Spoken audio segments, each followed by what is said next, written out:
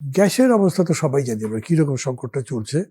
শিল্প কারখানা বন্ধ হয়ে যাচ্ছে, উৎপাদনমুখী শিল্প হুমকির মুখে। গ্যাস বিদ্যুৎ সংকটে আজকের কথা বলছি, ডিবিএল গ্রুপের সব পোশাক কারখানা বন্ধ ঘোষণা করা হয়েছে। যদিও বিজিএমই বলেছে যে ডিবিএল এর সব কারখানা বন্ধ নয়, গ্যাস বিদ্যুতের সংকট ছুটি সমন্বয় করা হচ্ছে। মানে ঘোষণাটা দেওয়া হয়েছে বন্ধ, কিন্তু ব্যাখ্যা দিচ্ছে যেন আমরা ছুটি সমন্বয় করেছি, ফলে কারো কাছে বিশ্বাসযোগ্য হচ্ছে না। যাই হোক, এর মধ্যেই বিদ্যুতের দাম বাড়ছে, গ্যাসের দাম বাড়ছে। কি বলবেন, কোন দিকে যাচ্ছে দেশ? জি, মনে হয় এই মুহূর্তে আমরা একটা বাজে রকম গ্যাস সংকটে আছি, এবং এর কারণটা আমরা সবাই জানি। আমাদের যে একটা নাজুক গ্যাস সরবরাহ ব্যবস্থা ছিল, 2টা টার্মিনাল ছিল মানে গ্যাসিফাই করার, আমদানিকৃত এলএনজি, একটা বন্ধ হয়ে আছে। এবং এতদিন ধরে বন্ধ থাকাটা কিন্তু একটু রহস্যজনক বলেও অনেকে মনে করছেন। এটা নিয়ে নানা রকম কনস্পিরেসি থিওরিও বাজারে আছে, যে নাশকতা কিনা, বা একটা চাইনিজ কোম্পানিকে থার্ড টার্মিনাল করার অনুমতি এই সরকার দিয়েছে, তো সেটার বিরুদ্ধে একটা তৎপরতা কিনা। এগুলো হচ্ছে কনস্পিরেসি থিওরি, আমি ওগুলোর মধ্যে যেতে চাচ্ছি না। কিন্তু আমরা দেখলাম যে টার্মিনালটা ঠিক করার জন্য বাইরে থেকে টেকনিশিয়ান আনা হয়েছে। এটাও একটা সংকটের জায়গা, যে দ্রুত কেন এগুলো মেরামতের ব্যবস্থা হবে না, বা চুক্তিতে কি আছে আমি জানি না, যারা এক্সপার্ট তারা বলতে পারবেন। এই ধরনের সংকট কিন্তু আগে দেখা যায়নি। অনেক সময় বড় প্রাকৃতিক দুর্যোগে 2টা টার্মিনালই কিছুদিনের জন্য অকেজো থাকতে দেখা গেছে, আবার দ্রুত প্রতিস্থাপন হয়ে গেছে। কিন্তু এই ক্ষেত্রে উন্নতিটা আমরা লক্ষ্য করছি না, এবং তাতে রান্নাঘর থেকে একেবারে বিদ্যুৎ কেন্দ্র হয়ে শিল্প পর্যন্ত সংকট ঘনীভূত হচ্ছে। আপনি তো বন্ধ হয়ে যাওয়ার কথা বললেন, অনেক কারখানা চালু আছে কিন্তু পূর্ণ সক্ষমতায় সচল নাই, এটাও কিন্তু একটা বড় দিক। আরেকটা হচ্ছে, মিডিয়াতে আমরা বড় বড় ইন্ডাস্ট্রির খবর করি, ছোটগুলোর খবর কিন্তু আসে না। সারা দেশে যেসব এসএমই খাতে যেসব ইন্ডাস্ট্রি, যেগুলো মেইনলি হচ্ছে বিদ্যুৎ নির্ভর, গ্যাস নির্ভর না, সেগুলো কিন্তু সাফার করছে খুবই। কারণ বিদ্যুৎ তো আমরা লোডশেড করছি তো গ্রামাঞ্চলে, যদিও সরকার বারবার বলে যে সমানভাবে লোডশেডিং করা হবে, কিন্তু সেটা তো করা হয় না, বা এটা উচিতও না আসলে, কারণ অগ্রাধিকার তো থাকে। তো আপনি গ্যাস সংকটের কথা বলছিলেন, বিদ্যুৎ সংকটও কিন্তু তীব্র।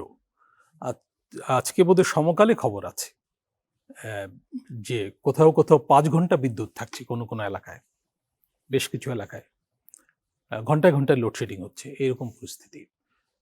আর গ্যাসের একটা খবর আজকে একটু ভালো করে এসছে, সব কাগজে, আমাদের পোর্টালে এসছে। সেটা হচ্ছে আমরা মায়ানমার থেকে এখন গ্যাস নিতে চাচ্ছি। আমরা তো সমুদ্র বিজয় করেছি, কিন্তু সমুদ্রে গ্যাস অনুসন্ধান করিনি, বা দীর্ঘদিন ধরে স্থলভাগেও গ্যাস অনুসন্ধান হয়নি, এবং যেসব গ্যাস ক্ষেত্র ছিল সেগুলোও শুকিয়ে এসছে, অব্যাহতভাবে কমছে, এবং আমদানি নির্ভরতা বাড়ছে। তো এই কাঠামোর মধ্যে আমরা তো একটা নাজুক অবস্থাতেই ছিলাম, এবং এই সংকটটা হলে কিন্তু আমরা টেরও পেতাম না যে আমরা কত বাজে অবস্থার মধ্যে আছি। তো এখন মায়ানমার থেকে গ্যাস আনাটা, সেটা সময় সাপেক্ষ, কারণ কিভাবে আনবো, এটা কি এলএনজি হিসেবে আনবো নাকি পাইপলাইন করে আনবো? পাইপলাইন করে আনলে নাকি সহজ হয়, এবং এটা দূরেও না, কারণ ওই টেকনাফ থেকে খুব বেশি দূরে না, এগুলো এক্সপার্টরা বলছেন আর কি। কিন্তু এর উপর নির্ভর করে থাকা যাবে না, আমাদের গ্যাস অনুসন্ধান নিজেদের বাড়াতে হবে। আর হচ্ছে যে আমাদের আসলে গ্যাসের যে দক্ষ ব্যবহার, সেটাও করতে হবে, বিদ্যুতেরও দক্ষ ব্যবহার করতে হবে। আমাদের এই খাতে অপচয় আছে, চুরি আছে, এবং অদক্ষ ব্যবহারও আছে। যেমন শিল্পে যে বিদ্যুৎ উৎপাদন করা হয় ক্যাপটিভ দিয়ে, সেটা নাকি এফিশিয়েন্ট না, এখানে গ্যাসের ব্যবহার বেশি কিন্তু প্রোডাক্টিভিটি কম। এইসব আলোচনা এক্সপার্টরা করেন। তো যাই হোক, আমার মনে হয় যে এই গ্যাস সংকট নিয়ে আমরা কিন্তু বড় প্রবৃদ্ধির আশা করতে পারি না।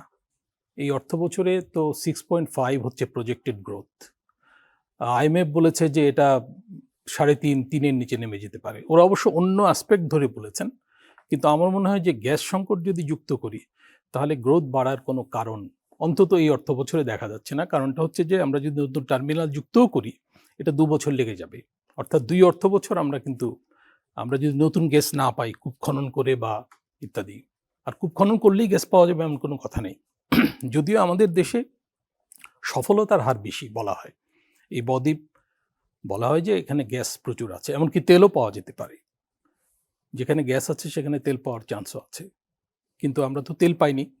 এখন গ্যাস যেগুলো পাচ্ছি সেগুলো কাজে লাগাতে পারছি না। যেমন ভোলায় গ্যাস পাওয়া গেছে, সেই গ্যাস কিন্তু শিল্পাঞ্চলে আমরা আনতে পারছি না। কিভাবে আনবো, কস্ট এফেক্টিভ হতে হবে, এইসব প্রশ্ন আছে।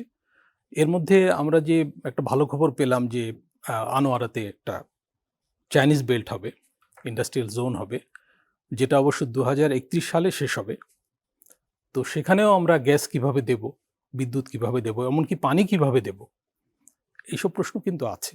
তবে ওই ইন্ডাস্ট্রিয়াল বেল্টটা হলে একটা হয় যে ওখানকার যে ইনফ্রাস্ট্রাকচার গড়ে উঠেছে, ওখানে তো সমুদ্র বন্দর আছে, এমনকি কর্ণফুলী টানেল আছে, ওইটাও ইউজ করা যাবে আনোয়ারার কাছে এটা। আর হচ্ছে যে ওখানে তো গভীর সমুদ্র বন্দর হচ্ছে জাপানিজ ইনভেস্টমেন্টে, তো সেটাও ইতিবাচক।